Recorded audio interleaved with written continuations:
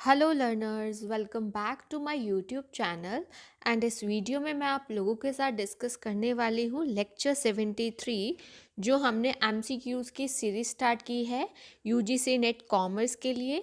और जो lecture 1 to lecture 72 तक हैं उनकी जो प्लेलिस्ट है उनका लिंक मैंने डिस्क्रिप्शन बॉक्स पे प्रोवाइड किया है, आप वहाँ पर क्लिक करके देख सकते हो।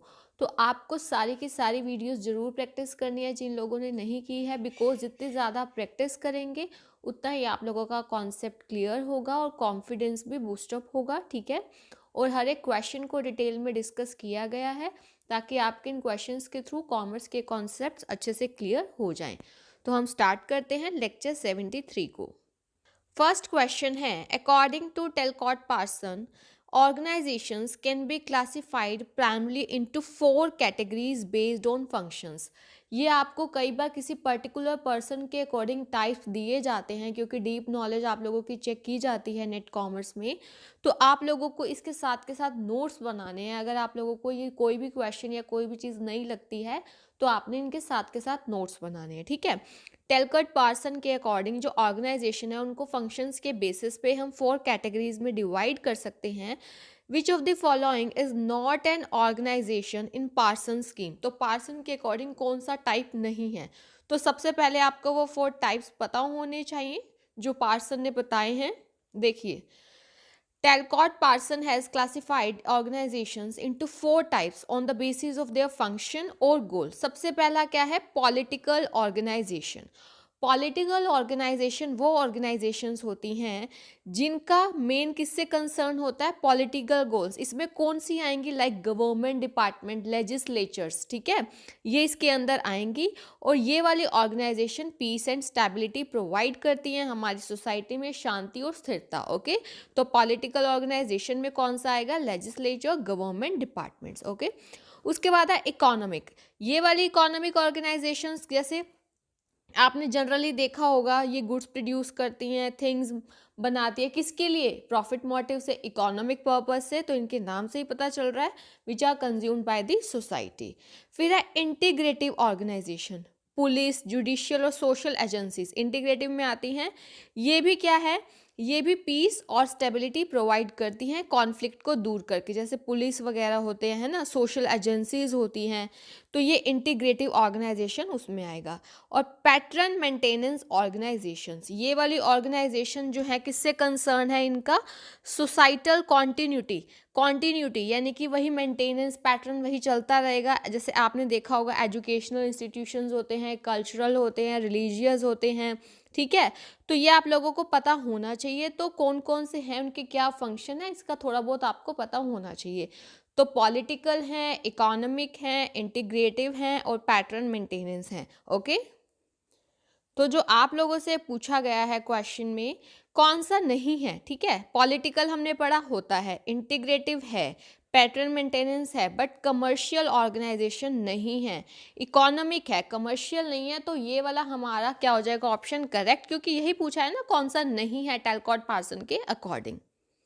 नेक्स्ट है क्वेश्चन हमारा, the process in which two or more than two companies are wound up to form a new company which acquires their business is known as amalgamation. देखो आप लोगों का इंपॉर्टेंट है, एमलगमेशन हो गया, absorption, external reconstruction, internal reconstruction. ये terminology, इनके क्या रूल्स हैं, क्या फॉर्मूलाज हैं, क्या मेथड्स हैं, दीज आर वेरी इंपॉर्टेंट। ठीक है, तो एमलगमेशन का बेसिक मीनिंग है स्टेटमेंट 1 में बिल्कुल यही होता है, दो या दो से ज़्यादा कंपनीज जो मोस्टली जनरली सिमिलर नेचर की होती हैं वो क्या हो जाती है? एक नई कंपनी बनाती हैं। ठीक है, तो इसको हम बोलते हैं एमलगमेशन। बिल्कुल सही है हमारा फर्स्ट स्टेटमेंट।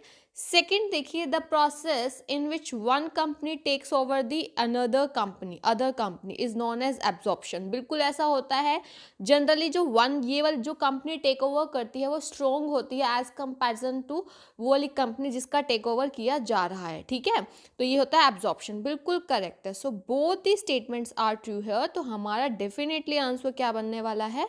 थर्ड वाला। ओके, नेक्स्ट है हमारा क्वेश्चन, हार्ड स्किल्स और सॉफ्ट स्किल्स मैनेजमेंट से रिलेटेड। ठीक है, कई बार इनसे रिलेटेड क्वेश्चन आ जाता है, आपका प्रीवियस ईयर में आया भी हुआ है। पर्टिकुलर आपको पता होना चाहिए हर चीज़ के बारे में। देखो हार्ड स्किल्स आपको बोला है are related to specific technical knowledge and training, ठीक है, ये बिल्कुल सही है क्योंकि हार्ड स्किल में देखो क्या होता है, ये जो आपके होते हैं स्पेसिफिक टेक्निकल नॉलेज और ट्रेनिंग से रिलेटेड है, जो आपके एजुकेशन आपके एक्सपीरियंसेस वगैरह से आप गेन किए।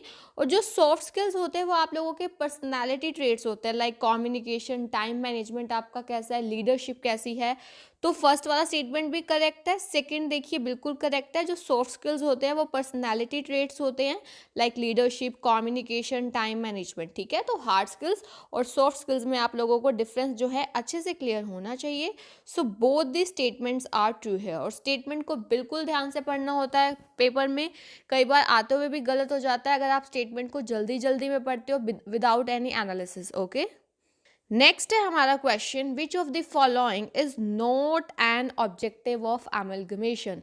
इनमें से जो कौन सा ऑब्जेक्टिव नहीं है एमलगमेशन का। अभी हमने एमलगमेशन एब्जॉर्प्शन का मीनिंग क्लियर किया था, तो एमलगमेशन का क्या नहीं होगा, नॉट वर्ड बहुत आता है, ध्यान रखना है। तो फर्स्ट ऑफ ऑल है हमारा to eliminate cut throat competition among the amalgamating companies. बिल्कुल ये ऑब्जेक्टिव होता है, जो कंपनी जैसे हम बात कर रहे हैं दो कंपनी सपोज ए और बी, ठीक है, ये एमलगमेट हो रही हैं, ये भी होता है इनका ऑब्जेक्टिव कि जो इनमें आपस में कंपटीशन है उसको एलिमिनेट करके ये एक नई कंपनी बनाए इकट्ठे होकर, ठीक है, ये बिल्कुल सही है, ऑब्जेक्टिव होता है। फिर उसके बाद है to secure economies of large scale production. बिल्कुल जब दो कंपनीज या दो से ज़्यादा कंपनीज मिल जाएंगी तो ऑब्वियस है प्रोडक्शन लार्ज स्केल पे होगा और उसके हम इकोनॉमीज जो है उसका फ़ायदा उठा पाएंगे, बिल्कुल करेक्ट है, ओके। उसके बाद है हमारा to decrease the capital for achieving the targets, यानी कि टारगेट्स को अचीव करने के लिए कैपिटल को डिक्रीज करना। नो, डिक्रीज नहीं, यहाँ पे क्या आना चाहिए, इंक्रीज आना चाहिए। इंक्रीज करना कैपिटल को, ताकि हम ह्यूज फंड्स लार्ज लेवल पे फंड्स को इकट्ठा कर सके, टारगेट्स को अचीव कर सके, ठीक है। कैपिटल डिक्रीज थोड़ा ना होगा, जब दो या दो से कंपनीज जो है एमलगमेट हो रही हैं तो इंक्रीज होगा, यही हमारा मोटिव है ना। तो ये वाला डिक्रीज वर्ड की वजह से ये हमारा आंसर आ जाएगा थर्ड वन, ओके। तो वही पूछा गया था कौन सा ऑब्जेक्टिव नहीं है एमलगमेशन का, तो कौन सा नहीं है हमारा, थर्ड वन, ओके।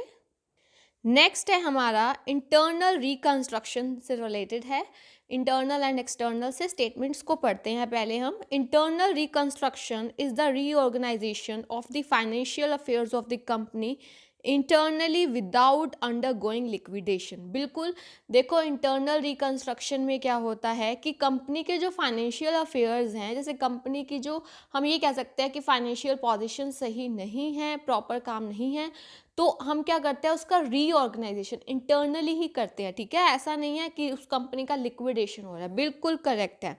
एक बार सेकंड पढ़ते हैं कि इंटरनल रिकंस्ट्रक्शन में assets and liabilities of the existing company are transfer to the new company. ये बोल रहे हैं कि इंटरनल रिकंस्ट्रक्शन में जो एसेट्स और लाइबिलिटीज हैं एग्जिस्टिंग कंपनी के, उनको न्यू कंपनी में ट्रांसफ़र किया जाता है। नो, अभी तो मैंने आपको बताया कि इसमें लिक्विडेशन तो होता नहीं है, कोई नई कंपनी तो बनती नहीं है, तो ये इंटरनल नहीं, यहाँ पे अगर एक्सटर्नल होता ना तो सही रहता, क्योंकि एक्सटर्नल रिकंस्ट्रक्शन में ऐसा होता है कि जो एसेट्स और लाइबिलिटीज एग्जिस्टिंग कंपनी की है वो न्यू कंपनी में ट्रांसफ़र किए जाते हैं। तो सेकंड स्टेटमेंट गलत हो जाता है। सो हमारे पास यहाँ पे फर्स्ट वाला स्टेटमेंट बिल्कुल करेक्ट है, सेकेंड वाला गलत है।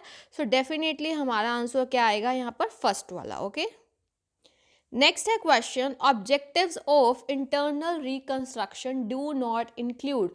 मतलब इंटरनल रिकंस्ट्रक्शन के अगर हम ऑब्जेक्टिव्स की बात करें तो क्या नहीं आएगा, ठीक है। देखो इंटरनल रिकंस्ट्रक्शन अभी आपको बताया कि फाइनेंशियल अफेयर्स का रीऑर्गेनाइजेशन किया जाता है, ठीक है। तो राइट ऑफ करना फिक्टिशियस एसेट्स को, बिल्कुल हम करते हैं ऐसा इंटरनल रिकंस्ट्रक्शन में, जो भी फिक्टिशियस एसेट्स है लाइक शेयर इशू एक्सपेंसेस वगैरह, इनको क्या करना, राइट ऑफ करना बिल्कुल होता है। हमारी कंपनी की true and fair picture present करना, ताकि जो ट्रू वर्थ है हमारे एसेट्स का, शेयर्स का, वो हम देख सके, बिल्कुल ऐसा होता है। और अब जो फेस वैल्यू है ऑफ शेयर्स उसको रिड्यूस करना उनका रियल वर्थ में, ठीक है, ताकि बिल्कुल रीऑर्गेनाइजेशन अच्छे से किया जा सके हमारे फाइनेंशियल अफेयर्स का। तो ये तीनों के तीनों ही होते हैं। हमसे पूछा कौन सा नहीं होता है, तो नन ऑफ दीज आएगा, क्योंकि ये तीनों तो ऑब्जेक्टिव्स हैं हमारे इंटरनल रिकंस्ट्रक्शन के, ओके। नेक्स्ट है question, which of the following are correct about scalar chain principle as given by Fayol. देखो फ्यूल ने स्केलर चेन प्रिंसिपल दिया, 14 प्रिंसिपल्स प्रोवाइड किए हैं उन्होंने, one of them is scalar chain. तो आपको बताना है कौन सा करेक्ट है। फर्स्ट है कि ईच कम्युनिकेशन गोइंग अप और down must flow through each position in line authority. बिल्कुल ऐसा होता है ना, देखो स्केलर चेन में यहाँ पे जैसे प्रॉपर लाइन ऑफ अथॉरिटी होती हैं, ठीक है, ऐसे मूव कर रहा है हमारा या फिर ऐसे जैसे, तो ये आपको पता होना चाहिए बिल्कुल। तो ये करेक्ट है। Chain of communication can not be broken under any circumstances. क्या हम इस चेन ऑफ कम्युनिकेशन को नहीं ब्रेक कर सकते अंडर एनी सर्कमस्टांसिस? तो ये आपने देखा होगा एक गैंग प्लैंक होता है। गैंग प्लैंक में क्या है कि आप जैसे सेम लेवल इससे बात कर सकते हैं गैंग प्लैंक में, अगर इमरजेंसी की सिचुएशन है तो इसका एक्सेप्शन है, लेकिन उन्होंने बोला हम उसको तोड़ ही नहीं सकते, तो ये सेकंड स्टेटमेंट गलत हो जाएगा। तो only A is correct here, ठीक है। तो हमारा आंसर क्या आएगा? दिस वन, फर्स्ट वाला। नेक्स्ट है हमारा question, probability sampling and random sampling are different terms. जो प्रोबेबिलिटी सैम्पलिंग है और जो रेंडम सैम्पलिंग है वो हमारी डिफरेंट टर्म्स है। नो, आप ये देखिए प्रोबेबिलिटी में क्या होता है, इक्वल चांसेस हम कहते हैं ना, और रेंडम सैम्पलिंग भी यही कहते हैं, तो बिल्कुल सेम टर्म्स हैं, हम डिफरेंट तो कह ही नहीं सकते। हाँ, अगर नॉन प्रोबेबिलिटी और रेंडम होता तो सही रहता, but probability and random sampling तो सेम ही टर्म्स हैं, तो करेक्ट है। अच्छा, convenience sampling is a non probability sampling. Convenience sampling एक टाइप है हमारा नॉन प्रोबेबिलिटी सैम्पलिंग का, और आप लोगों के लिए बहुत इंपॉर्टेंट है जानना कि प्रोबेबिलिटी सैम्पलिंग और नॉन प्रोबेबिलिटी सैम्पलिंग के आगे कौन कौन से पार्ट्स हैं, ये बहुत इंपॉर्टेंट है, ठीक है। कन्वीनियंस सैम्पलिंग एक नॉन प्रोबेबिलिटी सैम्पलिंग है जहाँ पर सैंपल्स जो हैं पॉपुलेशन से हम सेलेक्ट करते हैं, कन्वीनियंट, जो रिसर्चर होता है उसको जो कन्वीनियंट होगा, ठीक है, जो भी मतलब मान लो हमने बहुत सारे लोगों से डाटा कलेक्ट करना है, वो पॉपुलेशन है, अब वो सैंपल ऐसे सिलेक्ट करेगा जो उसको इजीली कन्वीनियंटली मिल जाएंगे, ठीक है। तो इसमें नॉन प्रोबेबिलिटी हुआ ना, सबके इक्वल चांसेस नहीं हुए, अकॉर्डिंग टू कन्वीनियंस हुआ, तो ये वाला बिल्कुल करेक्ट है। So both the statements are, sorry, ये वाला तो हमारा क्या हो गया, गलत हो गया था फर्स्ट वाली स्टेटमेंट, क्योंकि डिफरेंट टर्म्स इन्होंने बोला था जबकि ये सेम टर्म्स हैं, तो फर्स्ट वाला गलत हो गया, सेकंड वाला सही है। तो हमारा डेफिनेटली आंसर यहाँ पे क्या आएगा, सेकंड वाला, कि स्टेटमेंट वन जो है वो गलत है, स्टेटमेंट सेकंड जो है ट्रू है। ओके, उसके बाद देखिए लिस्ट वन और लिस्ट टू में आपको प्रॉपर मैच करना है, और मैच वाले क्वेश्चंस आते हैं, आपको कॉन्सेप्ट एक साथ 3-4 क्लियर हो जाते हैं इनकी प्रैक्टिस करने से। देखो प्लानिंग, ऑर्गेनाइजिंग, लीडिंग, कंट्रोलिंग, और इनके रिगार्डिंग में आपको दिया हुआ है getting others to get the job done, setting standards, establishing goals and standards, giving each subordinate a specific task. तो इसका आंसर जो है आप लोग मुझे कमेंट सेक्शन में बताएंगे, ठीक है। तो ये कुछ क्वेश्चंस थे जो मैंने आप लोगों के साथ डिस्कस किए हैं। अगर आपको कोई भी प्रॉब्लम आती है तो आप लोग पूछ सकते हैं। आप लोग मेरा टेलीग्राम ग्रुप भी ज्वाइन कर सकते हैं जिसका लिंक प्रोवाइड किया गया है डिस्क्रिप्शन बॉक्स में। एंड अगर अभी तक आप लोगों ने इस यूट्यूब चैनल को फॉलो नहीं किया है, सब्सक्राइब नहीं किया है, देन यू कैन सब्सक्राइब और बेल आइकन को प्रेस कर सकते हो ताकि आपको मेरे अपकमिंग वीडियोज़ का टाइमली नोटिफिकेशन मिल सके। Okay, thank you so much, keep learning and have a nice day.